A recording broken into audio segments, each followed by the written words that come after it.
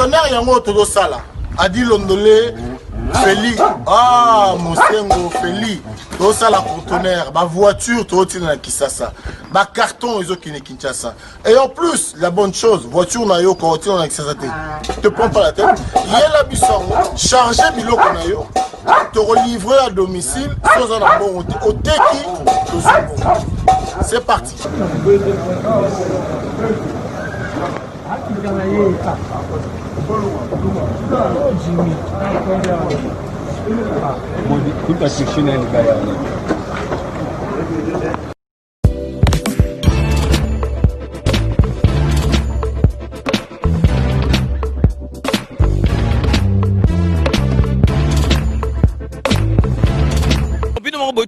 Donc, besoin vraiment contact, numéro, ils allaient défiler, bengi, fret maritime, Feli Mosengo, donc, ils allaient à semaine, donc, on a besoin, il y a 30 cartons seulement. Donc, il y a 3 cartons, moi que vous allez et qui, kilo, vous allez compter, vraiment, besoin contact, vraiment, dès que le baraka, il faut consommer congolais, ceux qui congolais, ça les locaux, qui aident tout le monde, chinois, dès que bazalaka, vraiment, ils allaient, ma lame ou mingi.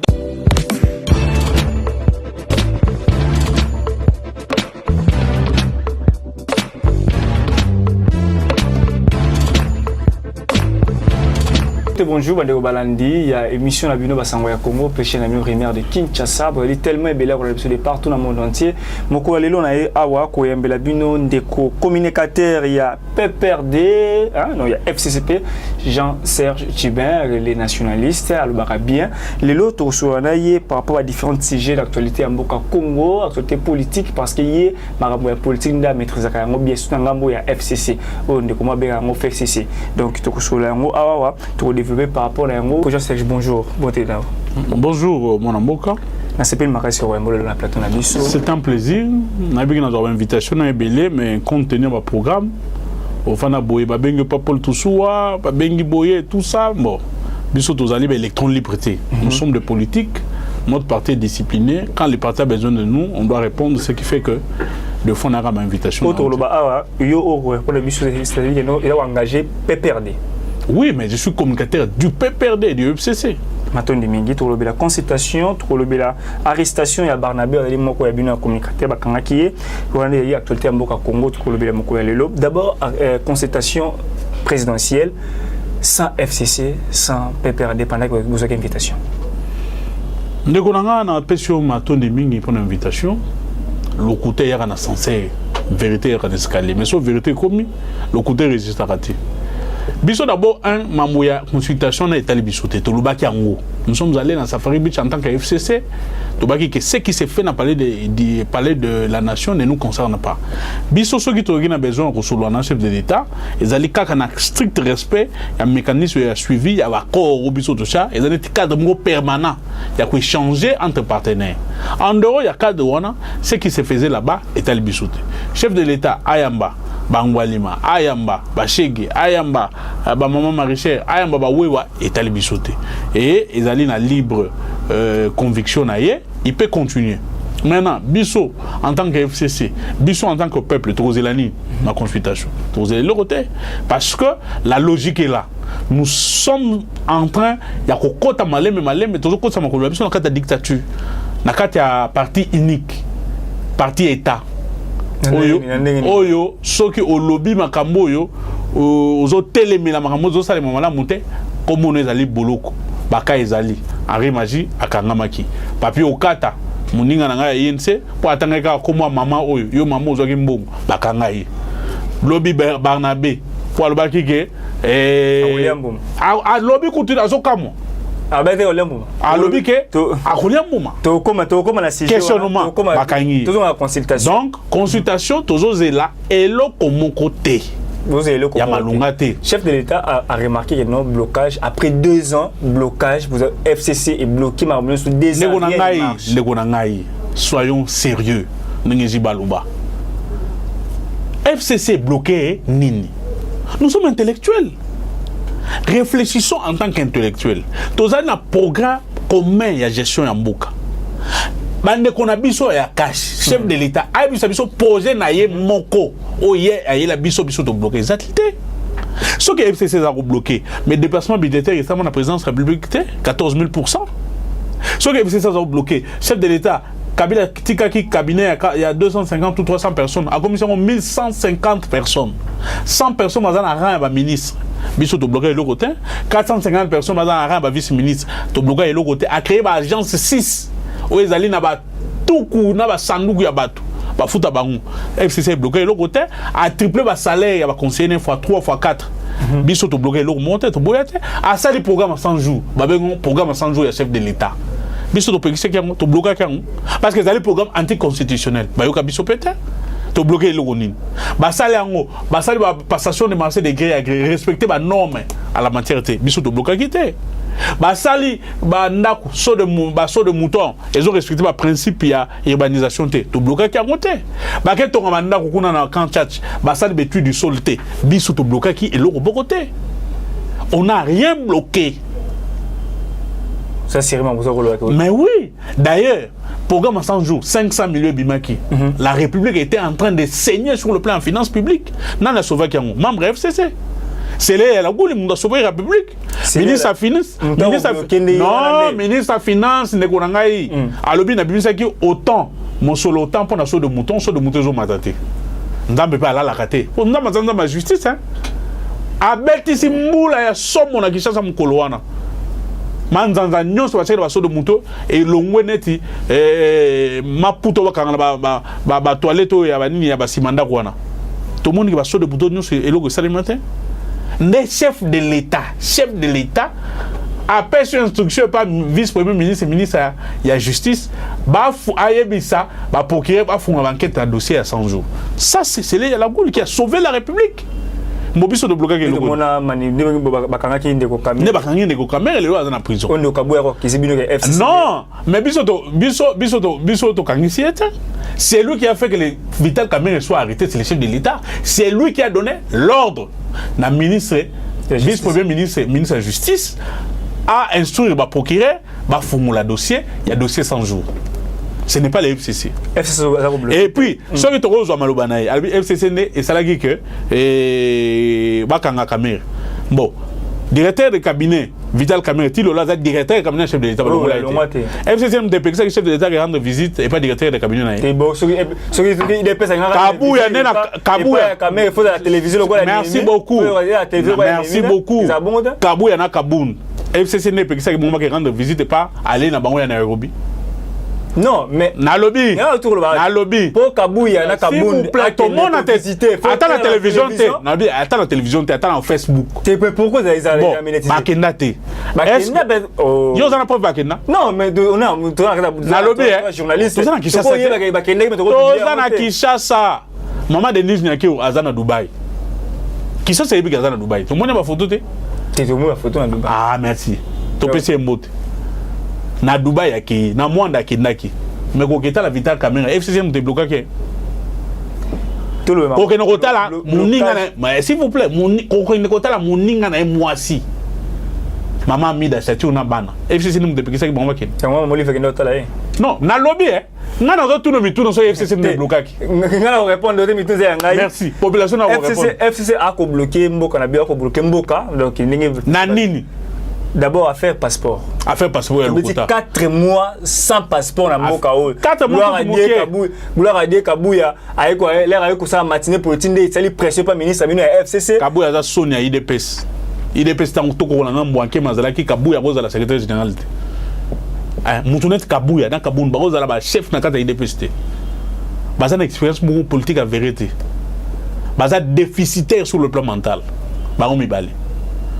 Est-ce que vous connaissez que les Congolais bazola dabis bazoba bango ba yana pouvoir la Talibania yana pouvoir le donc parce la société ça la passeport société Kabila ba ko vérifier société Kabila Semlex Kabila ils ont affinité dans la famille présidentielle ndenge bango ba lobaki ex-président ba ko tala ba moni preuve mon côté ba résilier contrat unilatéralement FCC mundatina ba résilier contrat ba ko s'il vous plaît contrat signé otunga mutuna biyanwe za bituna yanga bituna za yo biyanwe za yanga ba sali ko société asika toi tu crois que ngana comprendre Kabuna Kabuya difficulté la mongeza nini tindenge ba bota minti ba koli ba gérer dans la tali gabloté Kabuna gérer na s'il vous plaît Kabuna gérer na ta biwa carte na Kabuya Premier poste à Kaboul, pas vice-premier ministre, vice-président de l'Assemblée nationale.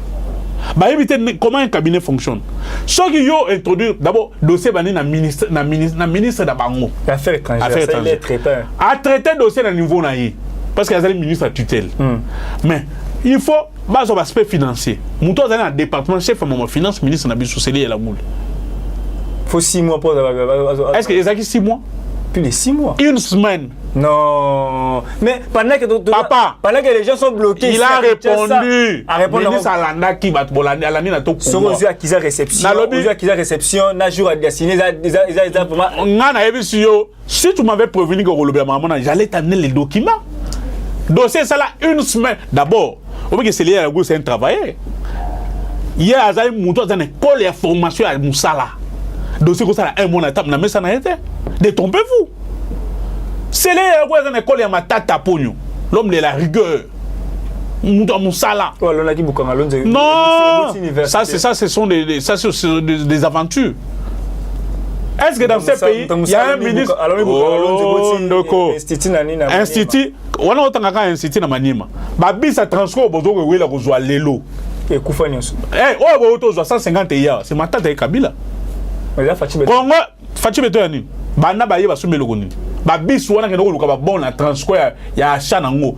Premier vice-premier ministre pour tata nani, mais José Makila Soumana. Ça c'est ma tata.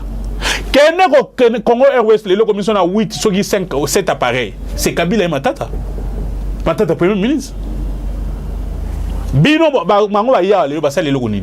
D'ailleurs, pour ton information, l'information va te voir dans Nabiso. Le programme 100 jours, on va bien programme 100 jours. Et il va poser à Kabila. Ah, Tikaboui. Mais je te donne l'information. Tout le programme 100 jours. Banana maison préfabriquée. Banana nini, comment on appelle ça? Saut de mouton.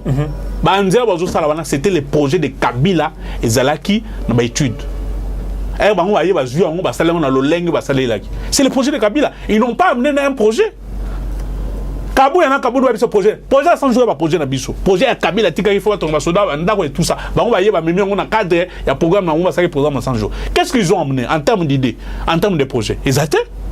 Mais beaucoup de gens qui ont un projet commun, c'est un projet. Non, mais quand c'est toi qui moi la l'autre, c'est comme on a qui maître nageur, Kabou na mataki cheval malalibusu. Tout ça on a des programmes communs qu'on a la l'autre. Tout ça les programmes communs to yana ngwa. Babo bien on a tiroir. Babo mais on a tiroir, ba ministre programme à 100 jours à chef de l'État. 1,6 milliard ils ont dans compte à l'État. Et gagne tout. 500 millions nions ce qui est dans le programme à 100 jours. Bon aussi lit. Tu as un déficit.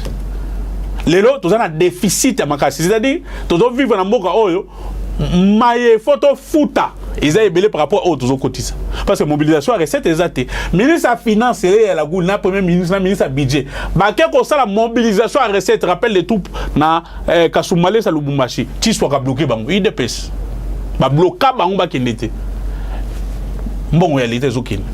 Kabila. Mais au Rakabo ya zogang, il faut pas foutre bansina, monsieur. Toi tu crois que c'est là la goule za magicien?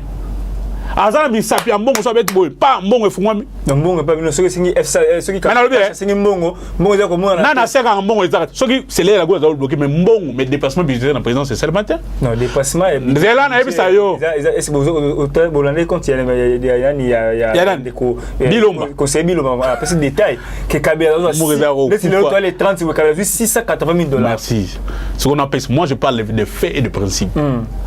Est-ce qu'au Bénin il y a un député et un sénateur ont proposé la loi sur des anciens chefs de l'État? Par exemple, FCCT FCC. Vous avez la majorité. Nani. En 2006. On a d'abord loi loi sur les anciens. Na lobby. La loi sur les anciens chefs de l'État. On a proposé. Loi les bossés d'Agui Clément Kankou, il n'était pas du FCC. Il était opposant. Loi Moussou Sona, c'est un autre député de l'opposition toujours.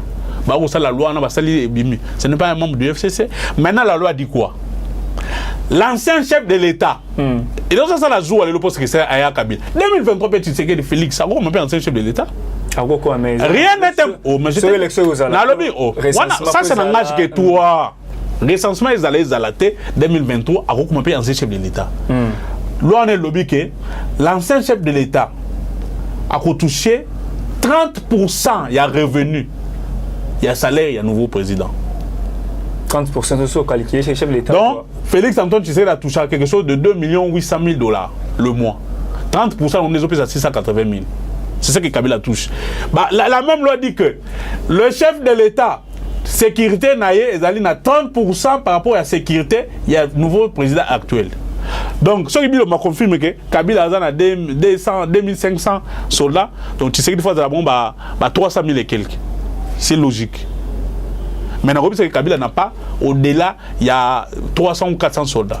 Ça, c'est un. De deux, dépassement budgétaire, comme la présidente, c'est parce que Moutatan à Genève va confondre la notion amitié et finance publique. Non, personnalité. Oh, bah, on peut se faire comme personnalité. Il y a tant que c'est là, la goule comme personnalité. C'est là, la goule, tant que c'est Vital Kamere.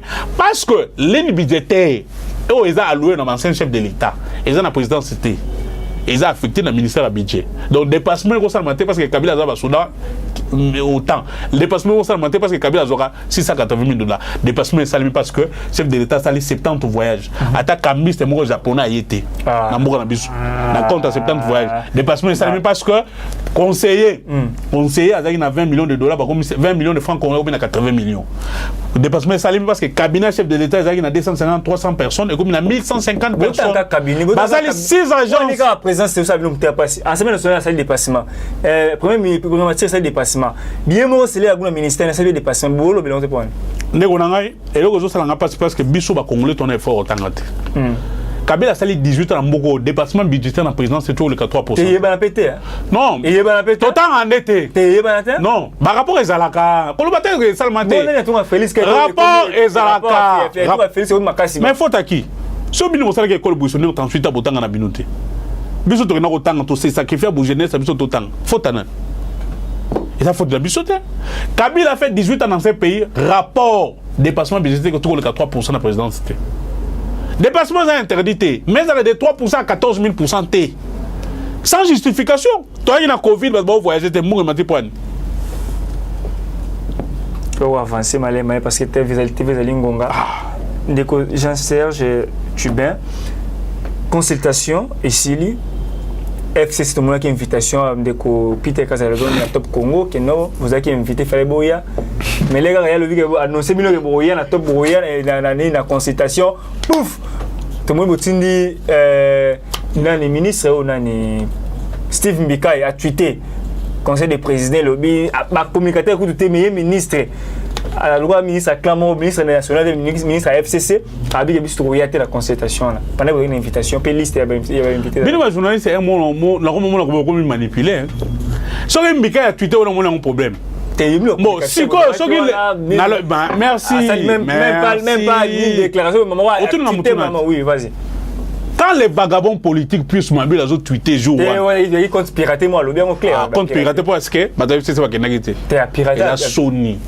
vagabondage politique n'est au moyi n'est toujours et bon on a reçu FCC FCC ça n'est ok ça oisé quoi ce que ça une discipline longue ok il libère aux gens athées discipline n'est pas oisé quoi ok il libère aux gens athées c'est la discipline.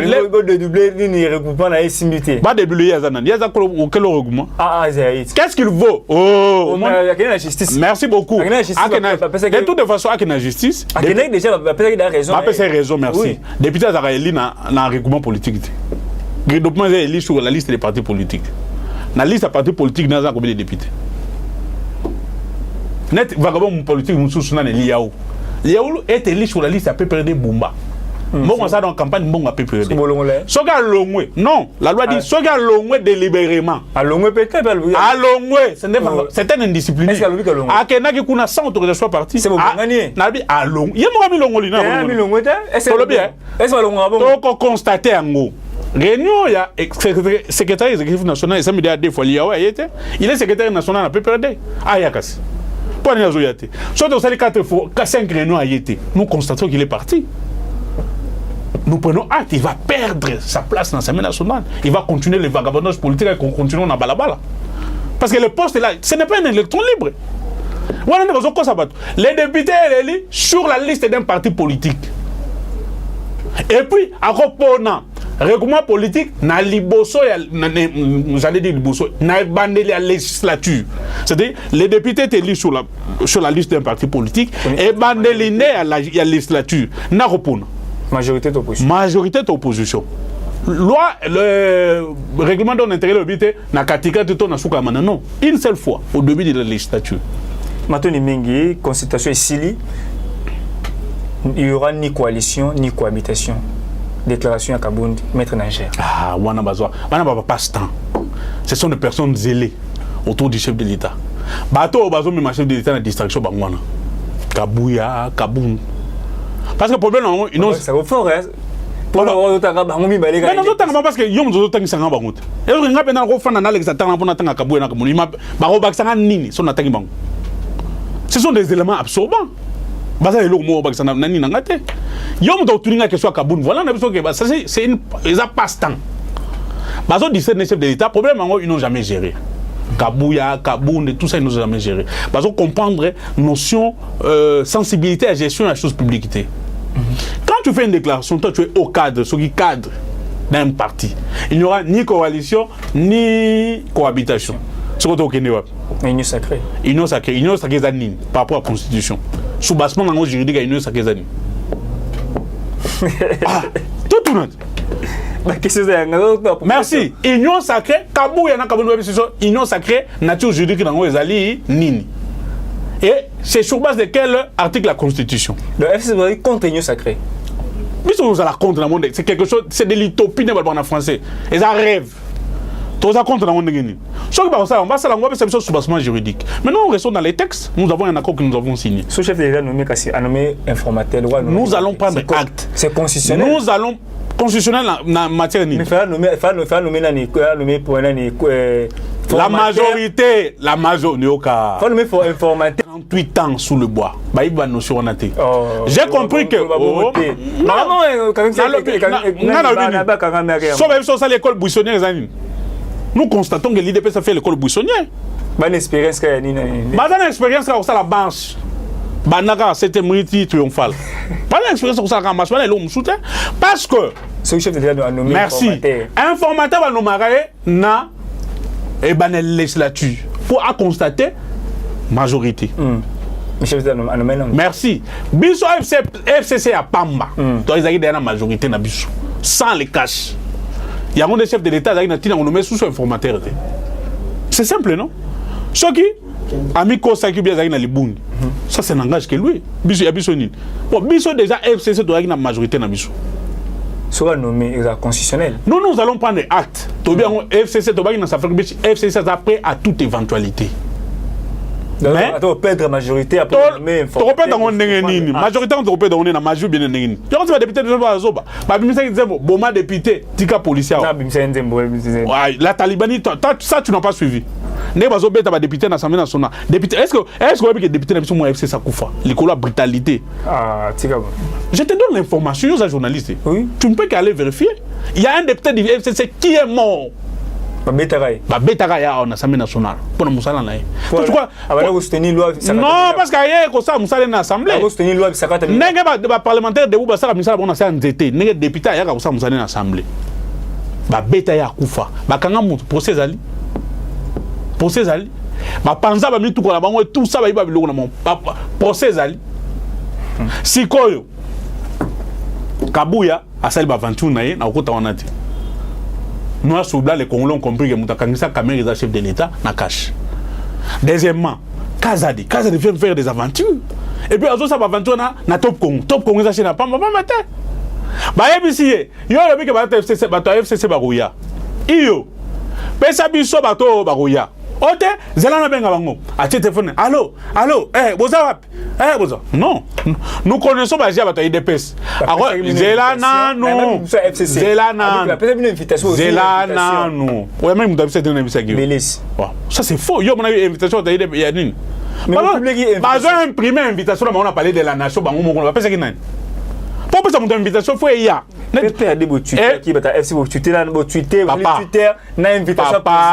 Papa. Vous avez invitation. Papa. Papa, ça une invitation et puis tu as une invitation. Position ambition ça fait bitch qui clair. tu le démarrer dans position. Tous démarrer la position dans une invitation. Si on peut dire que ça va cop na petit na sans endetté. Si on a bien mis dans top Congo, boyamba. Ngai biso ta FCC. Oh non, allô, boza wap. Tozo ya 6, Qui ça quoi na tout nier. Nani on a zo benga. Oh, moi n'attends comme des athées. Abi on des conversations personnelles. Ça ne peut pas passer à la radio, on ne peut pas considérer ça. C'est des aventures. Ils ont mutuna makolo. Et c'est le mot. Matoni mingi to tu appelles CG Souka Barnabé Bakangi pour outrage du chef de l'État. Acte mususuya dictature ya mwana. Tia akobenga o dictature. Oh, ba proposer la dictature. Proposer non ça va mentir te ma on ba mon na théâtre na sérieux. Bon, popo nini yo moni oyo a finito a touché la personnalité, il y a chef de l'État. A menacé le secrétaire national au non, chef de l'État à Roliambouma. Yo moni na alobi. Oui, il va vidéo allez. Barnabé, collègue Nabiso communicateur FCC, vous avez nos encouragements. Vous avez preuve, il y a constance par rapport à propos. Barnabé fait une réflexion sur la déclaration de Moutono au Tangao, au Bingana au Tangaïming. Kaboun a lobby. Il n'y aura pas la coalition, il n'y aura pas la cohabitation. Bon, toujours qu'il n'y aura pas. Barnabé a lobby. Donc, si je réfléchis en tant qu'un homme libre et politique, s'il n'y a pas la coalition, il n'y a pas la cohabitation, il y a des hypothèses. Donc, comme le monde a des hypothèses, parce que nous sortons du cadre constitutionnel. Vous comprenez? Donc, comme le monde est inconnu,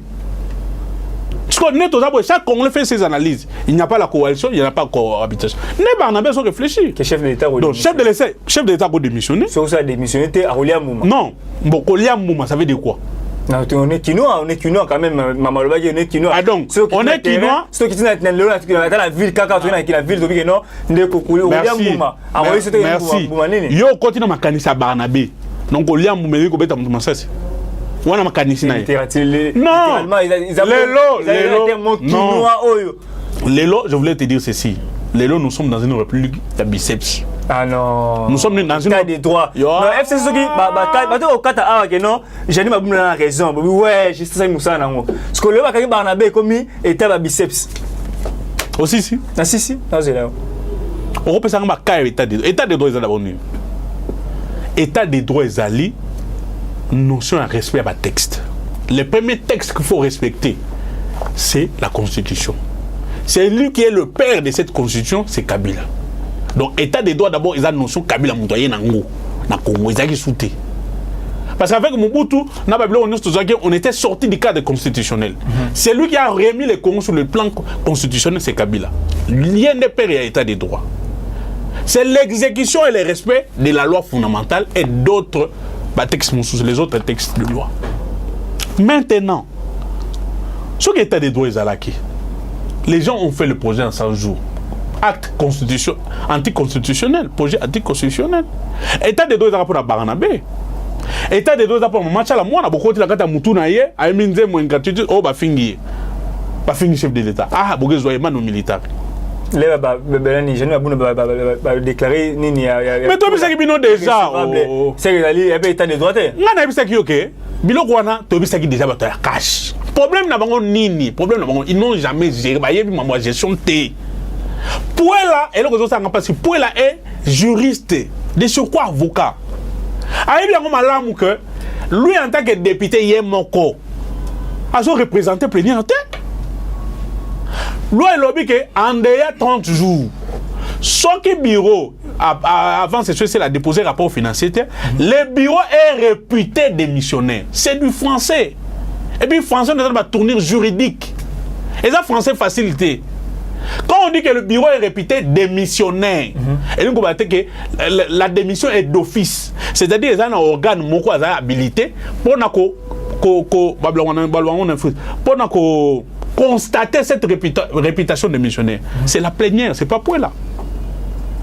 Ce n'est pas Pouela. La procédure a été biaisée. Donc, c'est les droits. État des droits et égalité. C'est les droits, vraiment. Oh. Vous n'avez à écrire un livre sur Makamouana. Vous livrez notre bima 2 semaines en France. Bisous tous qui n'ont ok. Soit qui ont cloué Janine Mabunda, bisous tous un livre, trois actes. Mais étudiant oignon sur combien de livres que vous violez ma principe parce que Vundu est l'un des grands en matière il y a droit administratif. Le père, il y a droit administratif. Mais oui. Voilà, merci pour le mot. C'est quoi yo? C'est quoi yo? Na repose que l'état des droits ça nous sommes populistes pour nous. Muto salagi milice na Kingabo, membre de la maison civile chef de l'état. Procès à merci beaucoup. On peut sa population. On peut sa population et Mutuna réponse. Membre de la maison civile chef de l'état, ceux qui comptable, ceux qui financent, il y a 8 millions. Procès à moi ça. Bon. Tu veux tout le recherche que Wana procès à Nambango, mais ceux qui Barnabé procès na flagrance. Ceux qui ezalaki papier au kata procès na flagrance. Ceux qui Henri Mazi. Tu arrives Alabama B. Alobani, Alobani B. Postélix Bamachité va condamner ne se les. Alobani, ya Mabé. Mais pourquoi ils ont confirmé Alobi Mabé? Non mais pas quand va condamner déjà. Mais sur base de quoi? Barnabé va condamner sur base de quoi? Ministère public ou talobi oh non Barnabé abengaki chef de l'état Félix Antoine Tshilombo Tshisekedi. Non. Koliambouma ça veut dire quoi en français? Est-ce que le contexte quel contexte? Le contexte que non. Yo comment tu as contexte ni coalition ni cohabitation. C'est lui qui a dit ça. Non, c'est lui qui a dit ça. Non, chef de l'État a démissionné. Non, c'est lui qui a dit qu'il n'y aura ni coalition ni cohabitation. À quelle qualité au Bango? Quand même. Azam mon bio chef de l'État. Non, mais parmi moi le chef de l'État au Bango. Alors en quelle qualité? Alors fait bon. Aux autres qui doit vérifier.